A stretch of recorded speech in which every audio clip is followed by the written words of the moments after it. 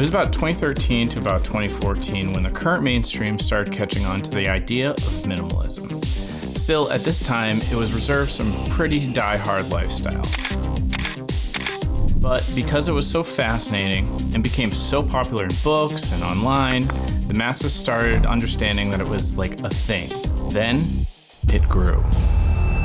It was everywhere. Podcasts, documentaries, Kanye West's home. Then, the worst part, in my opinion, happened. It became something that it wasn't. It was turning into a confusion of aesthetics, not purpose. Now, don't get me wrong, I think minimalist styling is phenomenal, but what I'm saying is that people understood it only as that and didn't know why that things weren't just stuffed into drawers to be hidden from sight. There was actually nothing in the drawer. And then the idea of getting rid of the drawer altogether was just completely baffling for the masses. In my world, this didn't really bother me too much. It still motivated me to declutter, throw out, or sell unused items, and prevent from buying new ones as well. Then, just like that, I just wasn't into it anymore. I actually started buying things I didn't need and having a hard time getting rid of the things that I wasn't even using. So what happened, right? Well, I couldn't really pinpoint how it started, but I suppose I got sick of everything about minimalism being the most boring thing I ever heard. I see everything fitting into this like mass-created idea of what minimalism was. It was neutral colors, sitting on the floor in a YouTube video, speaking in soft voices at a pace that makes you want to peel your face off just to feel something because it was so dry and boring. And that is when living simply with less gave me an intentional life where I was otherwise bombarded with materialism. So I channeled my heart chakra to buy less and found myself at peace. That kind of stuff, it ruined it for me. I liked it back in the day when someone like my friends Conor and Brittany used to do. They talk about the way that they saw the world and how they became so free and intentional with the things that they had. It was cool because they were just having fun. They didn't have this dumb image of peace and minimalism. They were just at peace enough to be grateful and happy. And it isn't happiness the ultimate result of minimalism anyways, because that's what I think. Now, I think minimalism is dead. It is for everybody else. But you, if you're a real fan, you know nothing will stop you from living a minimalist life or a minimalist way of being.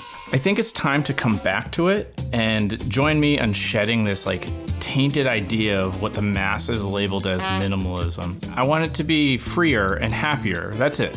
It can look like neutral, it can be plaids, it can be extremely intentional. And if you're letting go of whatever's holding you back, then you're doing it right. You don't have to do all this junk that they think it is, or regurgitating how somebody else makes a YouTube video or an article somebody says about minimalism. It's kind of defeating the purpose if you think about it, right? It's about what suits you and your life, and to just copy something or look at somebody else how they're doing it and doing it just like that is, I think, defeating the purpose. The whole point is to figure out what works for you. Last thing is I just want to share something I've been doing. Now, I love camera gear. I have quite a bit of it. But if I'm honest with myself, I love buying it, but hate owning it. And it's really weird because I think it's going to make my work better, and some of it does for sure. But I know deep down that I could get rid of probably 80% of it and wouldn't miss it. And in fact, I would probably be more creative and free. And I actually think that having less camera gear for me will make me more creative. I don't think having a lot of the stuff that you love is bad or not being minimalist. In fact, I think it's a really good idea to buy a lot of the things that you love, but that's a big but.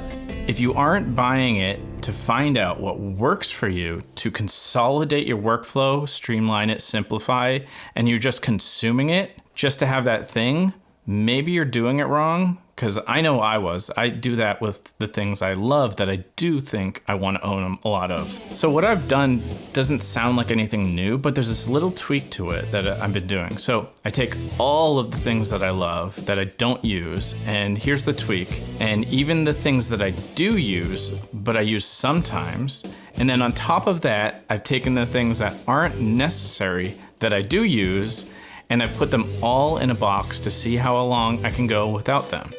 If I can make it a month or two, I'll be selling these, and that's the key difference between a typical limbo box, I'll call it, is that I'm including things that do add value to me, but maybe I just don't really need them. And since I'm putting them in a box and I don't touch that box, I get to see if I really don't need them. We'll know in time, but I'm already forgetting about a lot of the things and thinking pretty different solutions to the problems that those things solved.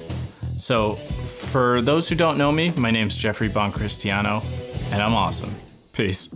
So a good example of something that adds a lot of value that I do use, but I probably don't need is my secondary camera. It's like a good travel camera, the ZV-1. It's an incredible camera. I love it. I recommend it.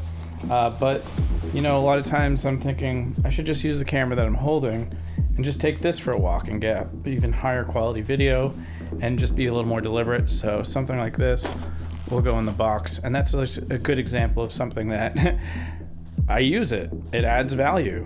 And for some reason, I'm just thinking it's just too much. Maybe just one camera is enough. And I'm going to try that. So this goes in the limbo box. Cheers. I hope that helps.